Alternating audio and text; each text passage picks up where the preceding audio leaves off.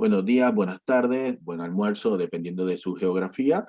Aquí estamos nuevamente en una nueva charla impulsada por 5G América con algunas de las personalidades más famosas y relevantes de la historia de las telecomunicaciones de América Latina y el Caribe en los últimos 20, 30 años. En esta ocasión tenemos el honor de contar con Salma Jalife, muy conocida por muchos de ustedes, quien en estos momentos es la presidenta del Centro México Digital y obviamente algunos la recuerdan como la ex subsecretaria de Comunicaciones de México. Salma, un placer tenerte hoy, el día de hoy con nosotros. José, un gusto estar contigo. Hemos vivido muchísimas experiencias a lo largo de todos estos años, que algunas muy memorables, otras no tanto, pero ha sido una etapa muy bonita de nuestras vidas compartir el sector telecomunicaciones en su desarrollo. Sí, entremos al grano. Háblame del Centro México Digital.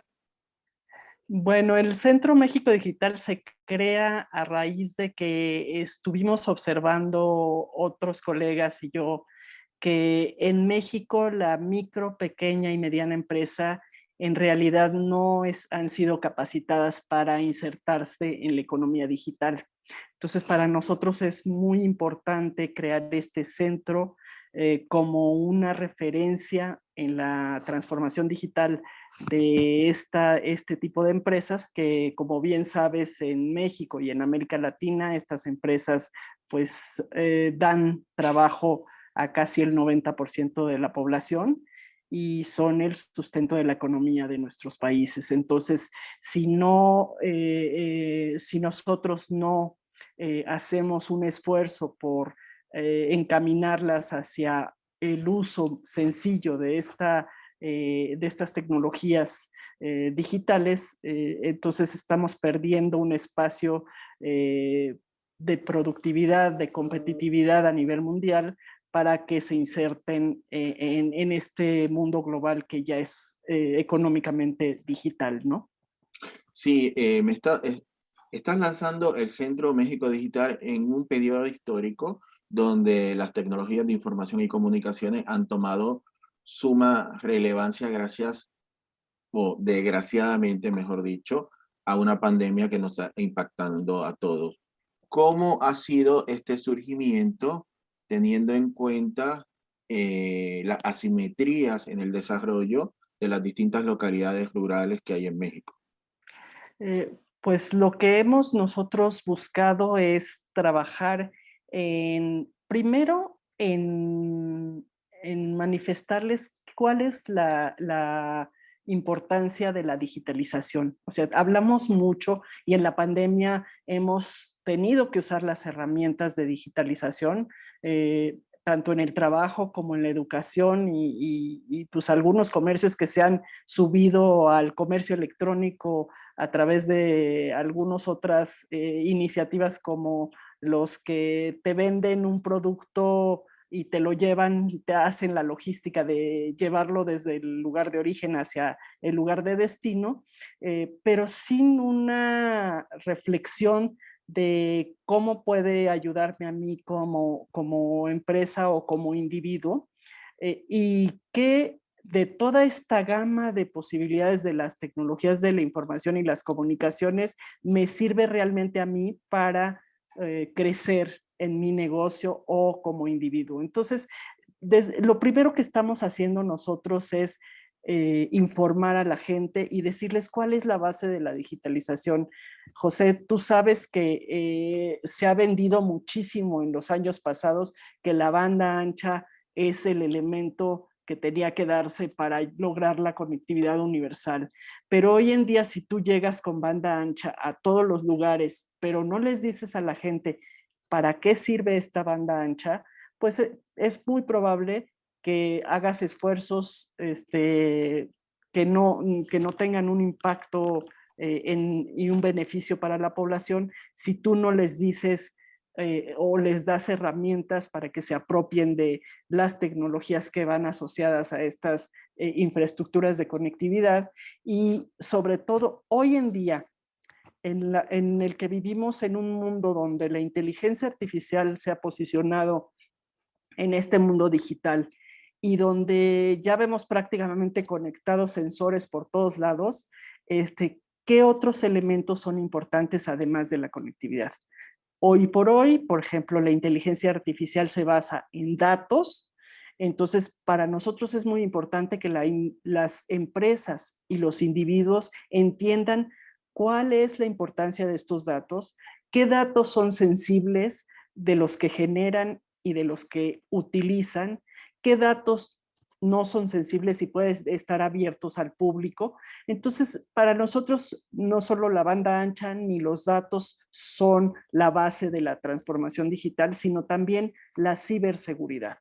También ese es otro elemento que estamos nosotros promoviendo como base de esta digitalización, porque en una economía digital vamos a tener que tener la confianza de poder utilizar todos los recursos que están a nuestra disposición, pero tenemos que tener la seguridad de que estos recursos nos van a cuidar nuestros datos privados, pero también van a cuidar que las relaciones que tengamos en el mundo digital sean seguras de origen a destino, ¿no? Entonces, esa es nuestra base de entrada para todas estas empresas y ya les decimos que los aceleradores de la transformación digital pues pueden venir asociados a otras tecnologías que ya conocemos todos como el cómputo en la nube, como Big Data, como blockchain y todas estas herramientas que nos bombardean día a día con ellas y que a veces ni siquiera sabemos cómo funcionan, ¿no? Y gracias a Dios que esto es el inicio de la conversación que tienen con ellos, porque me estás hablando primero de la causalidad, pues, de cómo esos 10 puntos porcentuales en incremento en la utilización de servicios de banda ancha, entrando en que la definición de banda ancha ya es un tema de por sí, nos da entre un 0,7 a un 3,6% de crecimiento en el Producto Interno Bruto, dependiendo del estudio que uno revise. Pero, ¿cómo se llega ahí? ¿Cuáles son las medidas que se tienen que implementar? Luego entramos en toda la parte de datos que sí me mencionaste el Big Data y la computación en la nube, pero estamos hablando ya de servicios de analítica, que es Claro. algo muchísimo más complejo.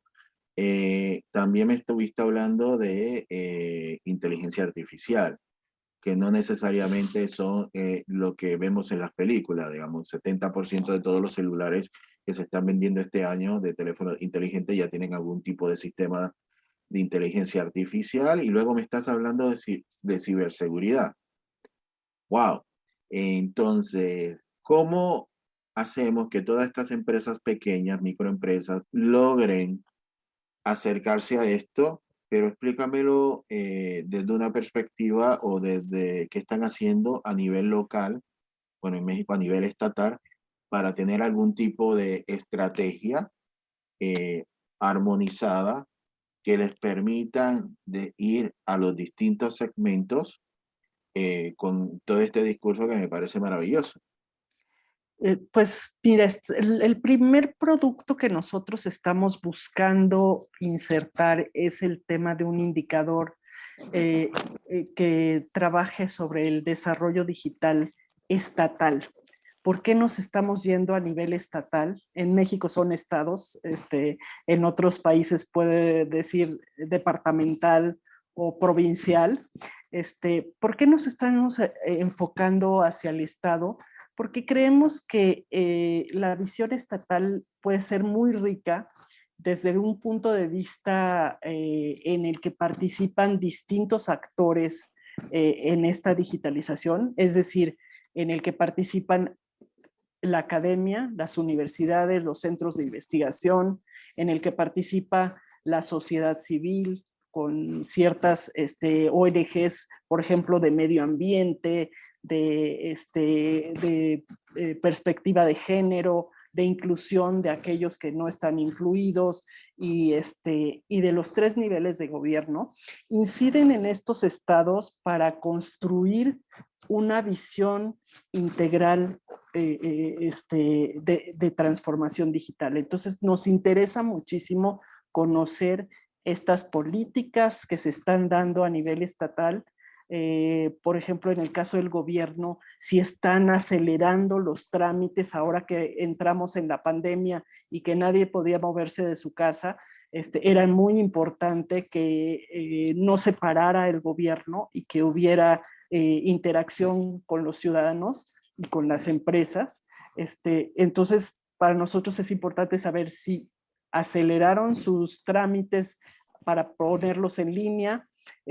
Por ejemplo, si las infraestructuras que tienen alrededor de esta pequeña región son suficientes para poder hacer almacenamiento de datos en gran escala, para que si existe comercio electrónico, qué alternativas tienen de comercio electrónico las pequeñas y microempresas para poder vender sus productos y que la logística la haga un tercero, e inclusive para el entretenimiento. Mucha gente me dice, ¿por qué tú también mencionas el entretenimiento? Pues en muchos de los casos, por ejemplo, si tú te refieres a alguna OTT que te provee algún servicio de entretenimiento, de ver películas o alguna otra herramienta digital, también tienes que tú como individuo conocer todas las alternativas, incluida la ciberseguridad, para proteger en tu hogar, por ejemplo, las claves de acceso a tu Wi-Fi que te da acceso a todos estos servicios, ¿no? O también para que en un momento dado no puedan pues bloquearte el enlace que tú tienes hacia al operador que te provee los servicios y no puedas comunicarte con el resto de tus familiares poder hacer, si eres una empresa que utilizas un teléfono celular para poder hacer los pagos de tus clientes a los productos que tú vendes, que pueda llevarse a cabo esta transacción. Entonces, todos estos elementos que pudieran parecer ajenos a la digitalización de una empresa, nosotros los estamos midiendo a través de este índice de desarrollo digital estatal, que nos permitan entender desde tres pilares: el pilar de infraestructura, el pilar de usabilidad y el pilar de incorporación de nuevas tecnologías, que están basados en metodologías que el G20 y la OCDE han aprobado. Podamos nosotros identificar qué tan avanzados están estos estados en esa digitalización. Me has mencionado nuevamente varias cosas, desde la parte de los indicadores, la política a nivel estatal, y tengo varias preguntas. Primero quiero aclarar, para quien no conoce el término OTT, es lo que en inglés se llama over the top, que es la aplicación que está corriendo por la red de datos, digamos. Usualmente se hace referencia a servicio de video, pero puede ser cualquier tipo de aplicación que corra por la red de datos. La importancia a nivel estatal me parece relevante, digamos, tú lo has mencionado. En otros países se habla en cantón, en departamento, en provincia. En Colombia, algunos departamentos han establecido su mini ministerio de tecnologías de información y comunicaciones desde hace prácticamente 10 años. Se me viene a la mente Santander, que es donde está la ciudad de Bucaramanga, y también se me viene a la mente en Argentina, la provincia de San Luis, que tiene un ministerio, y es precisamente el primer lugar en América Latina donde el Internet se reconoce como un derecho humano. Ahora, ¿cómo tenemos en México el acercamiento? ¿Se están creando a nivel estatal este tipo de entidades para atender esas necesidades locales en los distintos estados? Porque, volviendo a Colombia, en Colombia no todos los 32 departamentos tienen este tipo de acercamiento. Y es muy importante saber cuál es la situación de México. Esa es la primera pregunta. La segunda pregunta que tengo es, ¿están recopilando los datos para un índice, digamos? Uno de los grandes problemas que yo he tenido en otra vida cuando hacía consultoría era cómo tener datos homogéneos que tuviesen la misma metodología.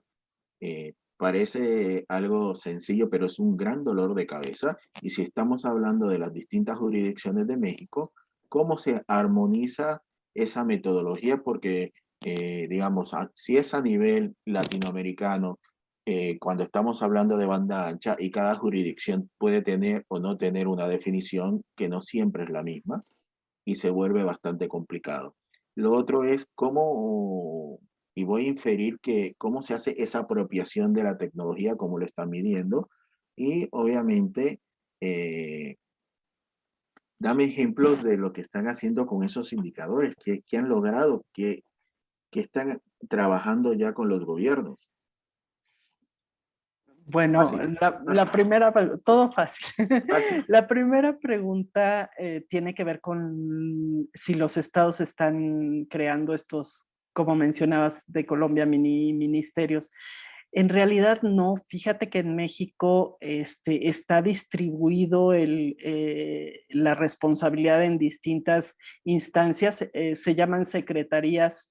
Está la Secretaría de Finanzas, que por lo general es la que alberga al área de tecnologías de la información y comunicaciones, que son los que desarrollan trámites y en algunas ocasiones centralizan esta actividad. Como es el caso de Durango, por ejemplo, acabamos de hablar la semana pasada con ellos y ellos nos dicen ya tenemos toda una infraestructura de telecomunicaciones, fibra óptica del sector central, tenemos también desarrollo de software para los trámites, ya tenemos firma electrónica y cuestiones así. Entonces, es la Secretaría de Finanzas, pero también tenemos la Secretaría de Innovación y la Secretaría de Economía y cada una tiene su papelito digital en cada una de sus acciones de acuerdo a sus objetivos y de acuerdo a su marco de competencias, ¿no? Entonces sí vamos a tener que trabajar muy de cerca con varios actores en los estados, porque no hay alguien que centralice o alguien que lidere toda esta agenda digital estatal. Seguramente a la hora de estar recopilando los datos, pues vamos a tener diferencias como bien mencionas. Pero del punto del que hemos partido nosotros es de trabajar con el excelente pues cúmulo de datos que ha generado el INEGI.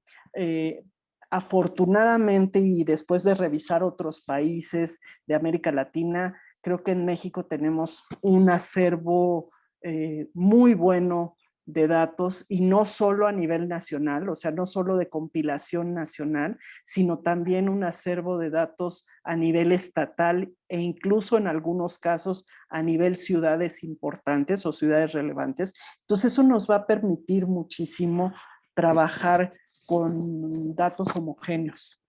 Entonces, y quizá cuando tengamos que ahondar un poquito más en temas que no haya cubierto el INEGI, que es el Instituto Nacional de Estadística, Geografía e Informática, quizá entonces es que vayamos a tener que utilizar la misma metodología que utiliza el INEGI para poder insertar esos datos que no están presentes en INEGI dentro de nuestro indicador, ¿no? Perdón, dentro de nuestro índice. Y el tema de cómo mediremos la apropiación, estamos trabajando muy de cerca con Coparmex, que asocia a miles de empresas micro y pequeñas, y estamos por cerrar un acuerdo de colaboración con ellos para poder hacer encuestas ya mucho más enfocadas inclusive a sectores específicos. Quizás si queremos trabajar con el sector agropecuario, si queremos trabajar con el sector de la construcción, etcétera, etcétera. Entonces ya poder hacer encuestas mucho más específicas por sector, porque de nuestros otros productos que queremos trabajar en el Centro México Digital es en hacer ya mapas de ruta más especializados por sector económico que nos permita identificar dónde están las fortalezas y las debilidades de cada sector para su transformación digital. Sí, cuando me estabas hablando, explicando la parte a nivel estatal, me hablaba de, tengo una secretaría aquí, tengo una secretaría acá, pero ustedes me están hablando siempre cuando yo visité la página del centro y veo que me están hablando de ciberseguridad, me están hablando de robótica, me están hablando de blockchain, realidad aumentada, marketing digital, etcétera. eh, y tomo un lugar atrás de una perspectiva de gobierno, siempre me dicen transversalidad. Tiene que haber un ente que coordine todo, porque si no vamos a tener distintos acercamientos por distintas entidades y cuando queramos que haya cruce de información, se va a tener que gastar más dinero para empezar a traducir, si no es reemplazar Definitivamente. todo. Entonces, ¿cómo están trabajando o si se han enfrentado cuando estén hablando con los distintos gobiernos estatales de tratar de que haya algún tipo de coordinación o transversalidad?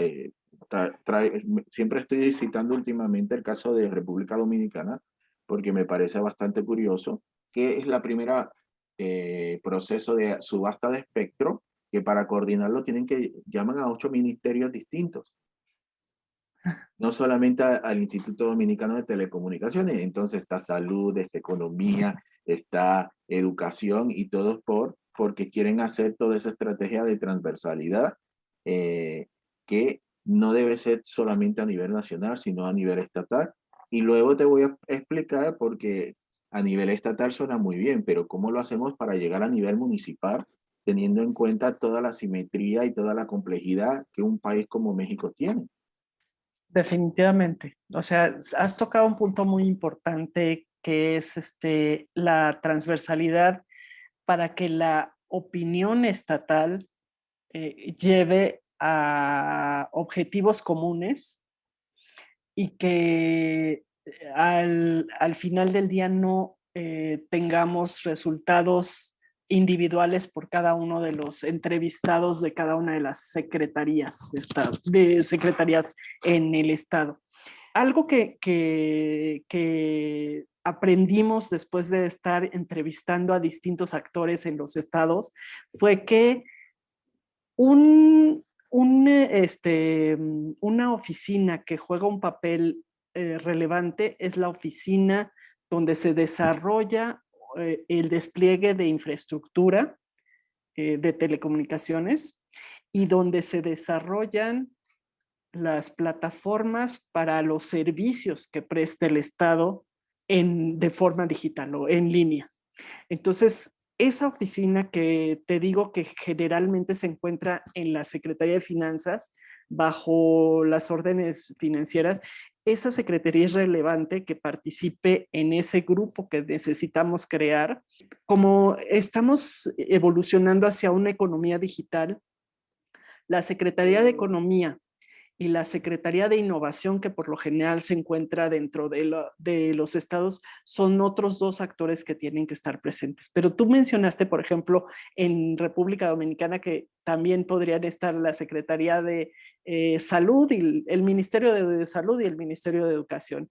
Son dos instancias también muy importantes si es que queremos hacer una relación social, ¿sí? Eh, eh, Dar salud y dar educación a la población, pues son en políticas públicas de los temas más relevantes, además de que el gobierno provea servicios digitales de primer nivel.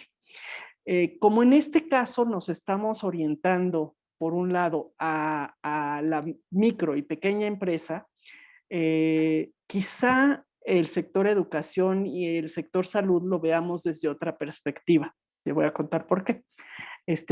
Quizá ahorita lo que tengamos que ver es con el sector económico, cómo se está desarrollando el ambiente económico en el Estado y cómo se están facilitando las transacciones, no solo a nivel nacional, sino a nivel internacional, para que las empresas tengan un comercio electrónico que cruce las fronteras, ¿no? Entonces, en ese sentido, nos estamos nosotros enfocando a un comité mucho más pequeño para atender el tema de micro y pequeña y mediana empresa.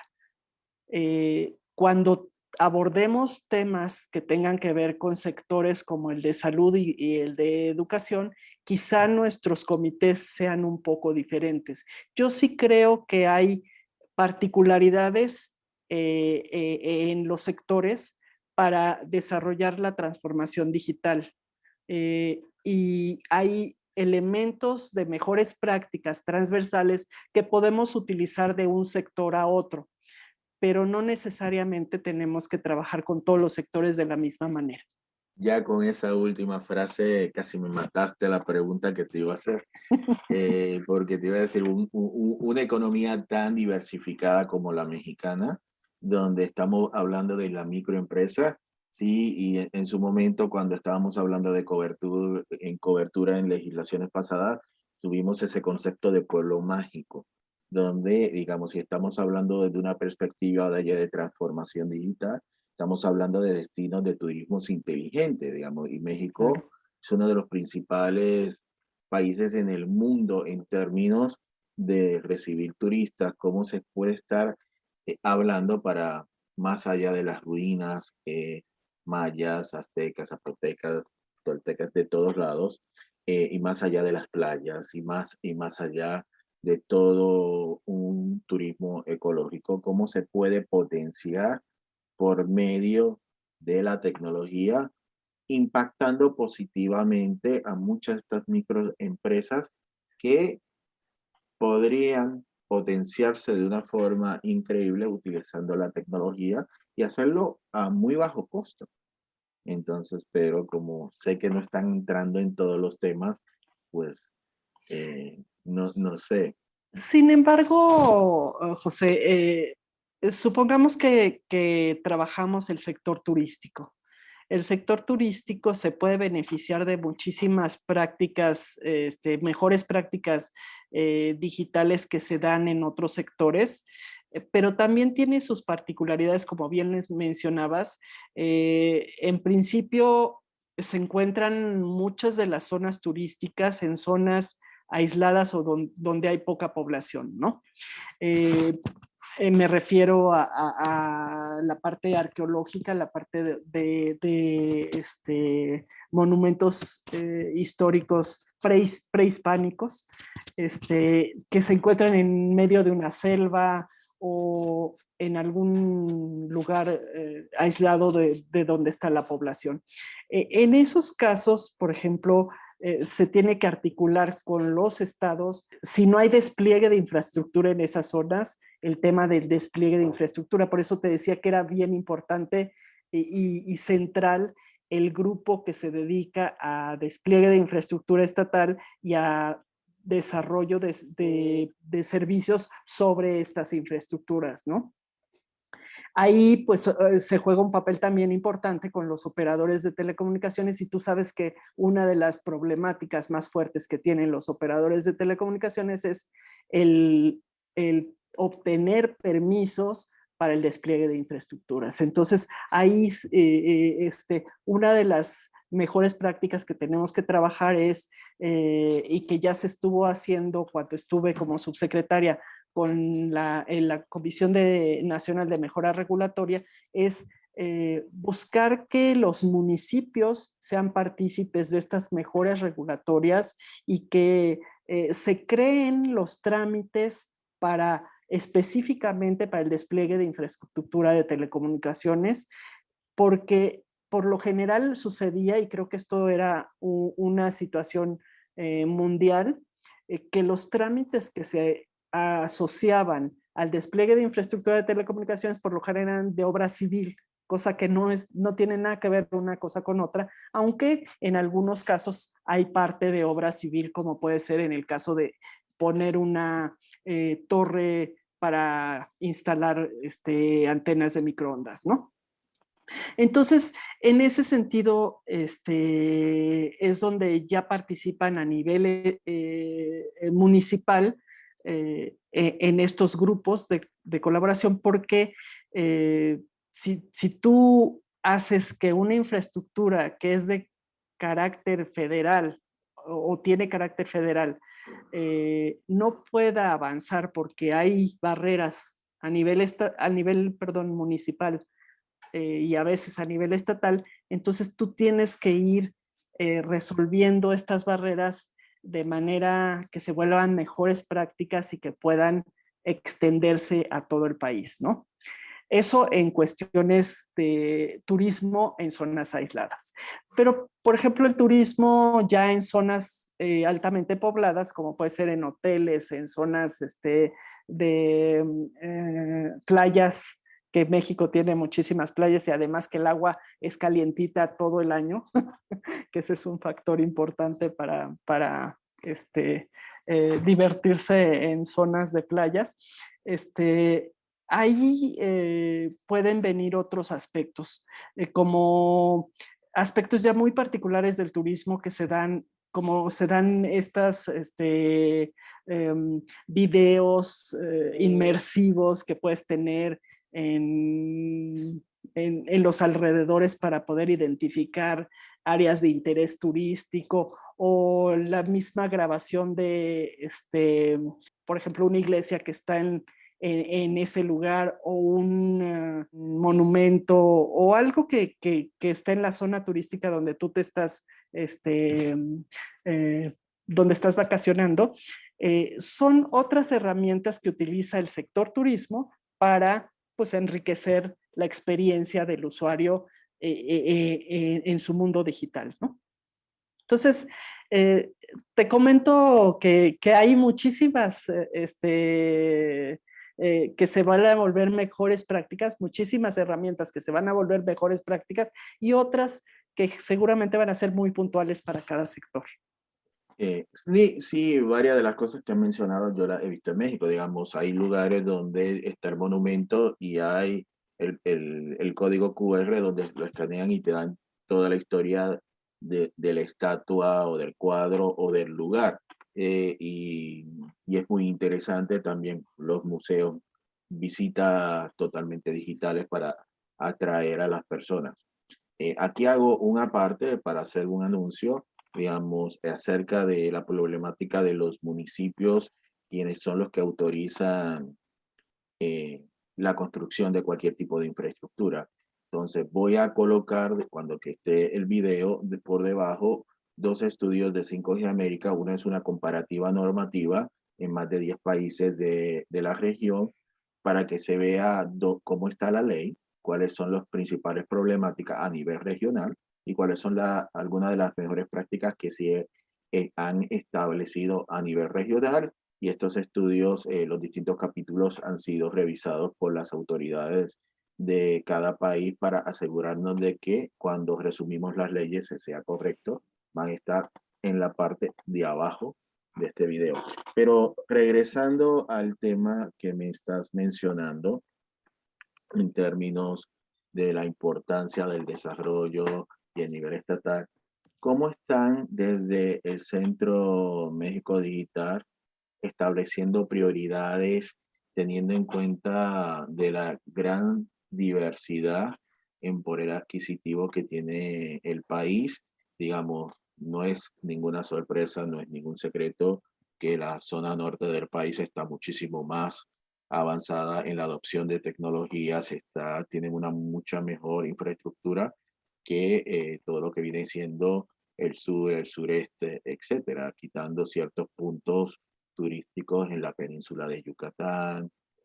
Más que nada, cómo han estado lidiando con este gran obstáculo de estar tratando de impulsar una agenda cuando la diversidad en términos de la adopción de las tecnologías es tan diversa.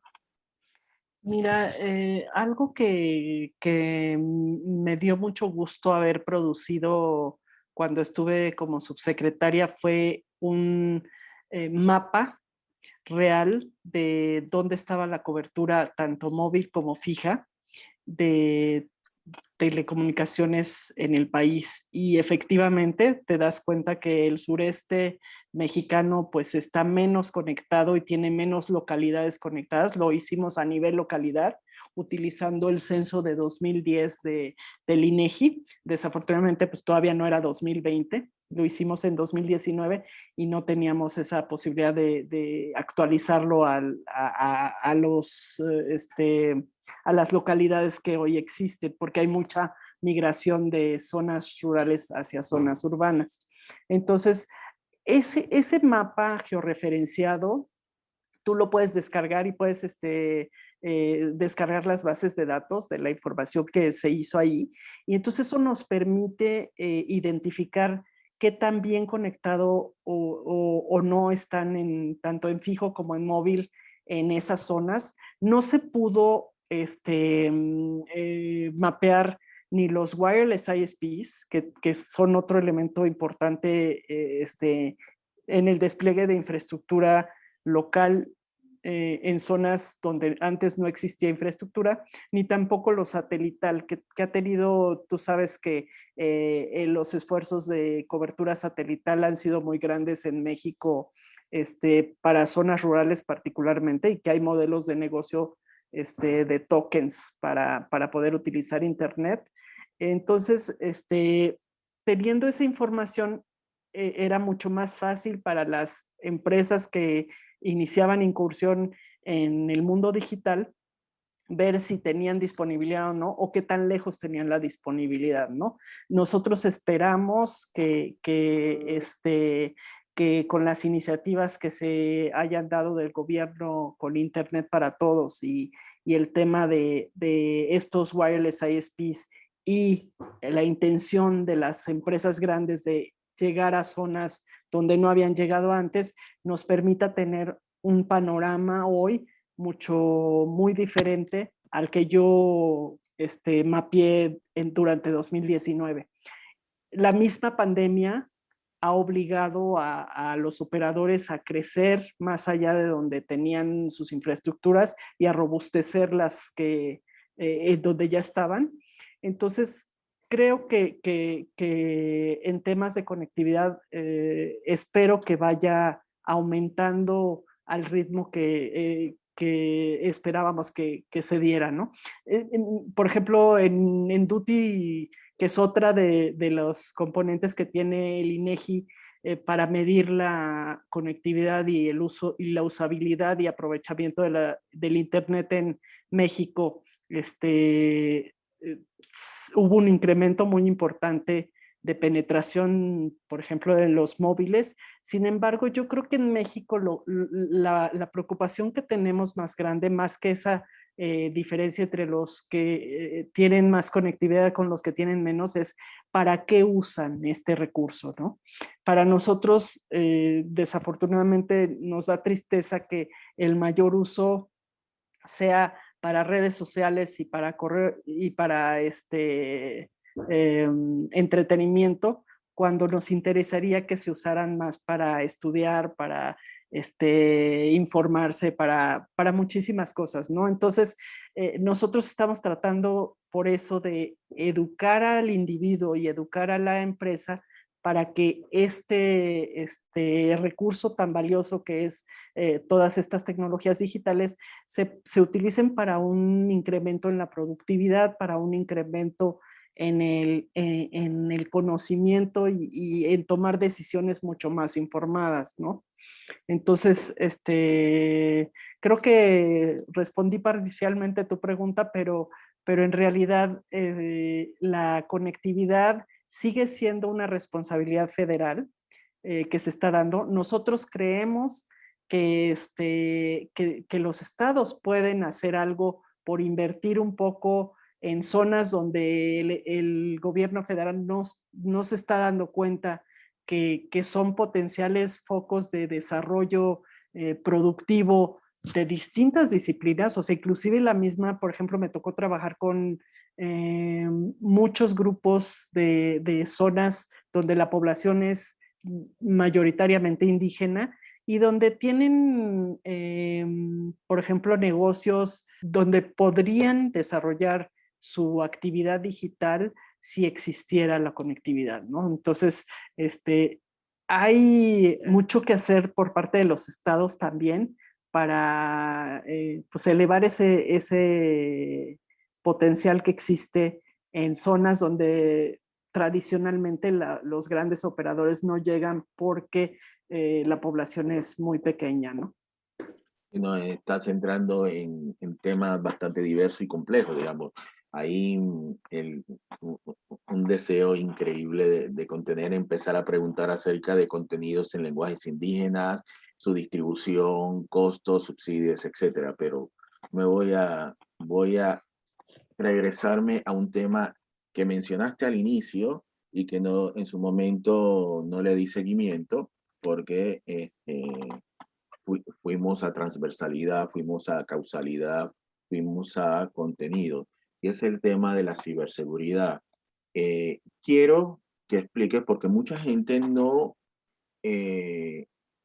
cuando le hablamos de ciberseguridad, inmediatamente empieza en hackeos multinacionales o empieza a pensar en películas donde todo se lleva a un nivel completamente eh, hiperbólico.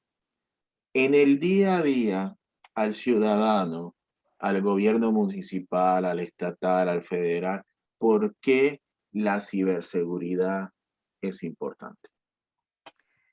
Mira, es importante porque es a través de las tecnologías digitales que tú vas a poder comunicarte y realizar actividad productiva o educarte. ¿Por qué es importante la ciberseguridad? Porque si tú, por ejemplo, no, cuando tú estás haciendo una actividad de comercio electrónico, no se da plenamente la transacción, por así decirlo, cuando tú estás pagando y tus datos se están yendo a un servidor para identificar si tu cuenta o tu número de tarjeta es correcto o tu crédito está disponible para pagar lo que tienes que pagar. Si todo ese proceso tiene fallas o no es confiable la información tanto que transmites como que recibes, entonces seguramente va a haber una desconfianza, ya sea dependiendo de quién haya tenido la falla, si el que compra o el que vende, tú vas a tener desconfianza y ya no vas a querer utilizar este medio digital. Lo mismo en la educación. No sé si te acuerdas en la pandemia que muy al principio, cuando empezaron las clases a distancia, de repente empezaban a aparecer en las imágenes cuando el profesor o la profesora estaban dando clases, se borraba la imagen o empezaban a aparecer palabras pues no decentes y cosas así. Si tú vas a tomar una clase y siempre vas a tener esa inseguridad o esa desconfianza de que no vas a tener un canal seguro para comunicarte con tu profesor, pues seguramente vas a estar desincentivado a seguir utilizando este medio para educarte. Y así sucesivamente, ¿no? Entonces, ¿qué es la ciberseguridad? Y la ciberseguridad no solo corresponde a la parte digital, sino también a la parte humana y a ciertos aspectos físicos de los componentes que se vuelven críticos en una comunicación digital. Y lo digo que la ciberseguridad es importante para el ser humano porque por lo general todos estos craqueos y todas estas intervenciones a lugares donde se pierde la ciberseguridad está generada por un ser humano. Y ahí es donde viene una componente importante que es la ética. Si tú educas con ética al uso de recursos digitales, es muy probable que la gente cuide que esa ética prevalezca en todas las comunicaciones. Obviamente, ahí ya depende del ser humano y de su moral y de sus principios y sus valores que haya recibido para decidir si va a usar las tecnologías para el bien o para el mal, pero al final del día sí es importante que tú desde un inicio le eduques a la población a que el uso ético de estos recursos pues va a traer mayores beneficios para toda la comunidad que utilice los recursos. Por el otro lado, la ciberseguridad también es importante, por ejemplo, si yo tengo un centro de datos, pero ese centro de datos lo tengo abierto a que pueda entrar cualquier gente y pueda configurar o desconfigurar los paneles de servidores a diestra y siniestra, pues es obvio que va a ser muy difícil que yo conserve la información intacta y la información que estén consultando distintos actores que almacenan la información en ese centro de datos y que son mis clientes, pues que vayan a tener seguridad de que la información que están consultando y que están revisando sea confiable, ¿no?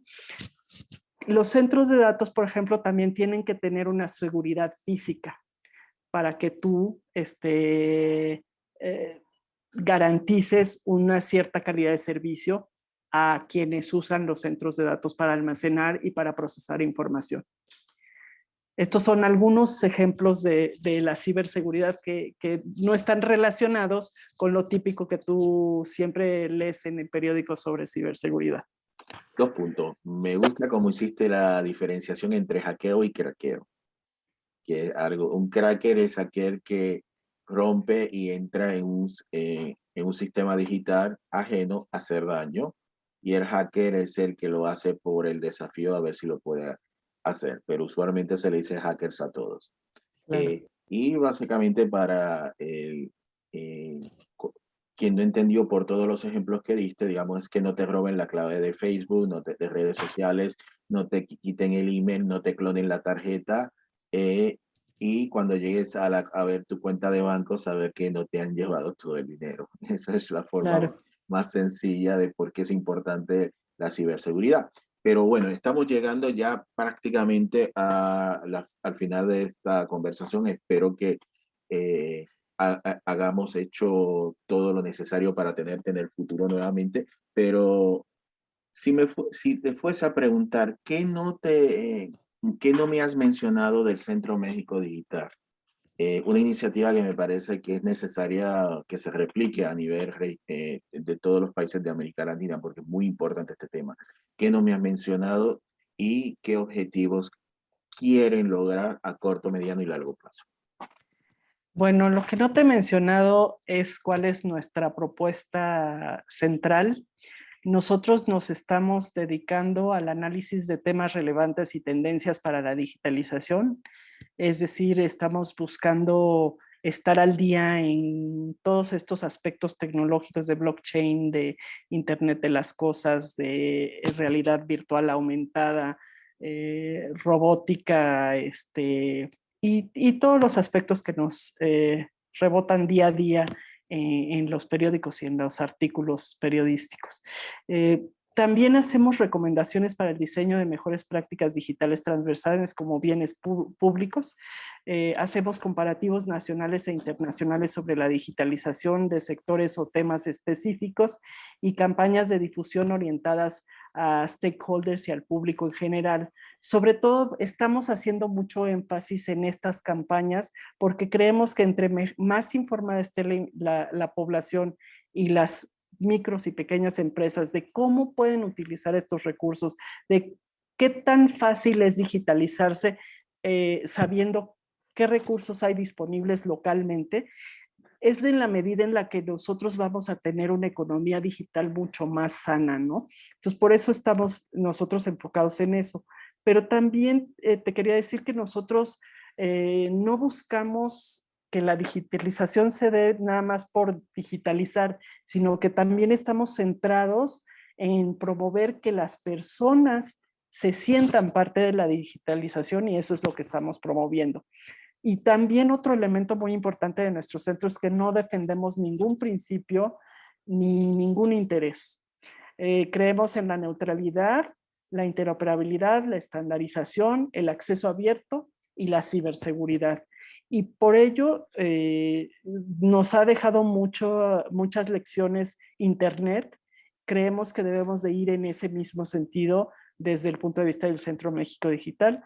Y también pues estamos promoviendo que sean beneficios de la innovación y la digitalización los que prevalezcan. Por eso decimos que quizá haya mejores prácticas transversales que podamos aplicar de un sector a otro y eso transmitirlo continuamente a la gente, ¿no? Ese es nuestro objetivo. Bueno, muchísimas gracias, Salma Jalife, presidente de Centro México Digital y quien fuese subsecretaria de Comunicaciones para México. Nuevamente, muchísimas gracias por tu tiempo el día de hoy. Muchas gracias, José. Un gusto y un placer platicar contigo.